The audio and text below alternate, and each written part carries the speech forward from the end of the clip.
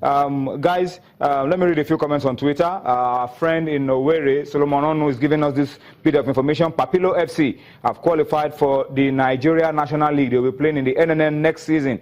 They beat T. Akoma at the Danayam Stadium by a lone goal. All right. So congratulations to Papilo FC. That's a club owned by our own legend, living legend of the game, Kanu Nwanko. Israel Akinlawan says, win or lose tomorrow. The boys have already impressed me, considering what they passed through right from Atlanta. But it will be good to cap it with a win. Really, it will be good to cap it with a win. That makes the story a lot more interesting. All right, guys, let's move very quickly and take a look at football now. New coach, Rohr, has come up with a list of 23. Let me run through, as you can see on your screen. 3 goalkeepers: Carl Ikeme, Emmanuel Daniel has had a good tournament in Brazil. Ikechukwu Ezenwa was fantastic for the MPFL All-Star. So this represents the best that we have at the moment. Defenders, we have Leon Balogun, William Trustekong has had a good time at the Olympics. Chidozie Awaziem, Jamiu Alimi from the league, Kano Pillars, Abdullah Shehu has also had an above-average performance at the Olympics. Musa Mohammed, we missed him. Eldason Echejele, pretty experienced. Kingsley Madu as well. Complete the list of defenders called up by Rohr for the game against Tanzania at the Nest of Champions in Uyo on the 3rd of September. Forwards, okay, we jumped the midfielders. We will have loved to see the midfielders. But let's look at the forwards. We'll go back to the midfield later on. Ahmed Musa, Kelechi Iheanacho, Moses Simon, Victor Moses. Let's see more names. Victor Osimhen, Imo Ezekiel, Odion Igalo, Brown Ideye. All right, so this is the list of forwards called up by Rohr for Tanzania. All right, the midfielders are not showing on that list, but I will just take time to read out for you the names of the midfielders in the team. We have Michael Obi, okay, it's on your screen now. John Michael Obi, a captain of the team. We have Ogenye Onazi, you have Wilfred Ndidi, and you have Nosa Igebo. All right, that's the list of 23 called up by the coach. It's dead rubber, guys, but an opportunity for us to begin to look at the World Cup qualifiers in October. Yeah, but another opportunity to look at players who you think should have been in there. Who's supposed to be in, who's supposed to be out. But it's a decent list, I must say. Rohr has given credence to the guys at Rio for the good job they've done. But I thought I think also Azubike Okechukwu probably should have made it.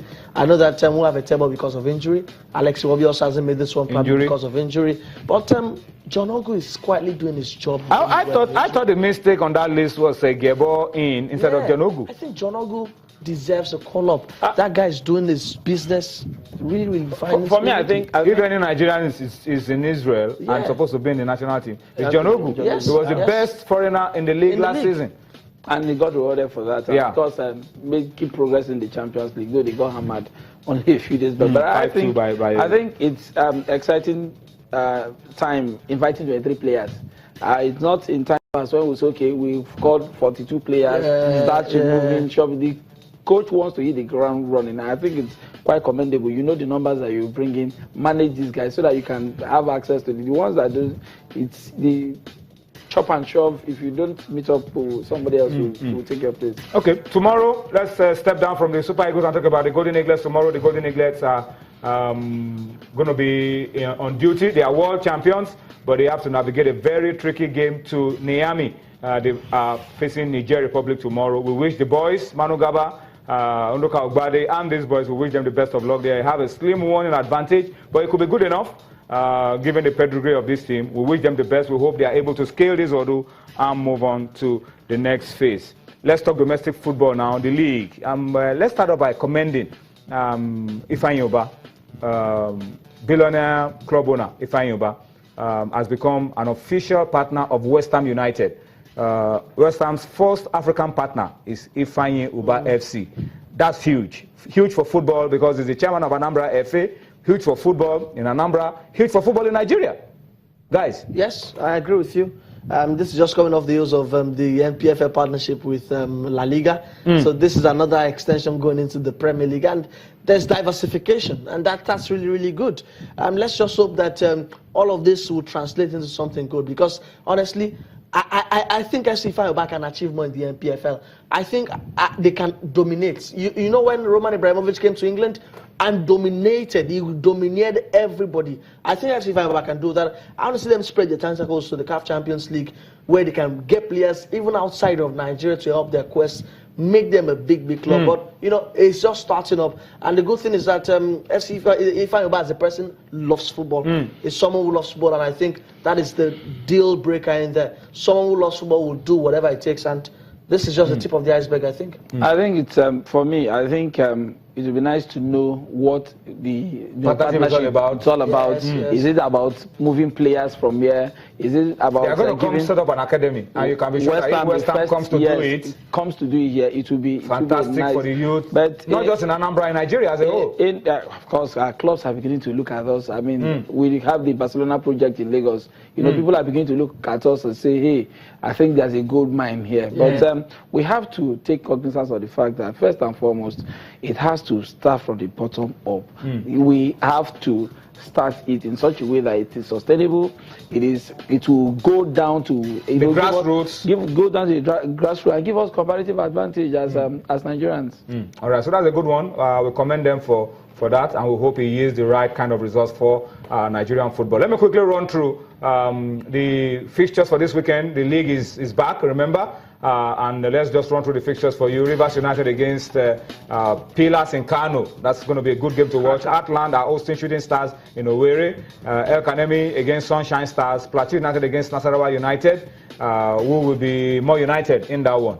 And of course, you have Wiki Tourists against MFM. MFM are not having the best of times at the moment. They need to go to Bauchi, get the result. Relegation zone. Yeah. Aqua United against Lobby Stars. Warri Wolves are hosting FC Ifeanyi Uba. Ikorodu United are up against Tornadoes of Minna. That game will be played at the MK Abiola Stadium in Abeokuta. These are the fixtures for March day 32 of the Nigeria Professional Football League. All right.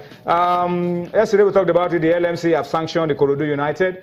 They are going to be playing their next game, as we told you earlier on, at the MK Abiola Stadium. But the Ikorodu United are not happy about this. They feel that the hammer is too heavy on them. Let me get your thoughts in a minute, guys. Ikorodu United protesting that security is not really the responsibility of the club or the FA, and complaining that MFM, got off lighter from almost the same kind of incident. I don't know whether you guys agree with what Ikorodu United is saying. The LMC has set a precedent. Follow it. There has to be consistency. But this game was not concluded. Even if they said the game wasn't concluded, fine, we agree. There wasn't. But the MFM game was concluded, fine. But here is my point. We are looking at the images of this Ikorodu versus Shooting game. Did we see any fan encroachment in there on the pitch? No. But the MFM game, there was fan encroachment. It was visible, which was on camera, and that team still got a waiver. That team still got a suspended. These guys also have a waiver. Was anybody assaulted on the screen? Were fans assaulted in this game? They were.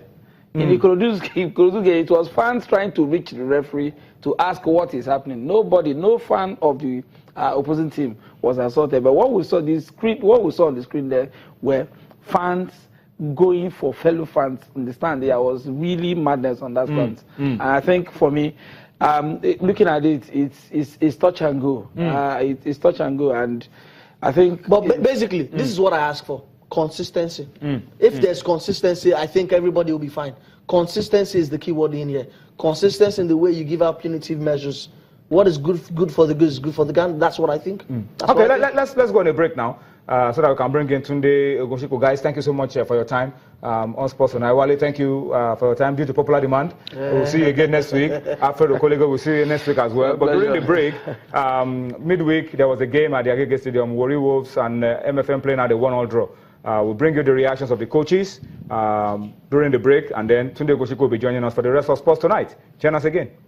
Well, I will blame it on what, first and foremost, experience.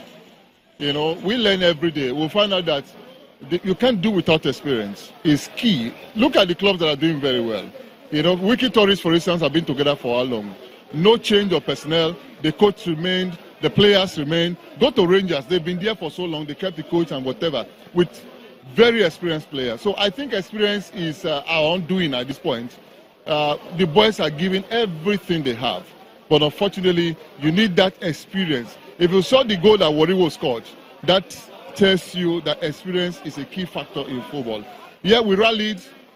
It was too late for us to get the 3 points that we thought we needed in this game. It didn't just work out, but like I said, if you fight and run away, has an opportunity of fighting next time. After the end of the week 38, we surely escape relegation. We just pick a point away. Who say we cannot pick another point away? And for us to escape it fully, we have to maintain our home winning the 5 matches. Then we end up with 50 points, even though we didn't pick any away points. I'm not under pressure, despite the fact that the white man who was in charge of the team stepped out. I see it, he see pressure on the job, he stepped out. But as a coach, you should be able to take challenges. And that is part of the risk in the job.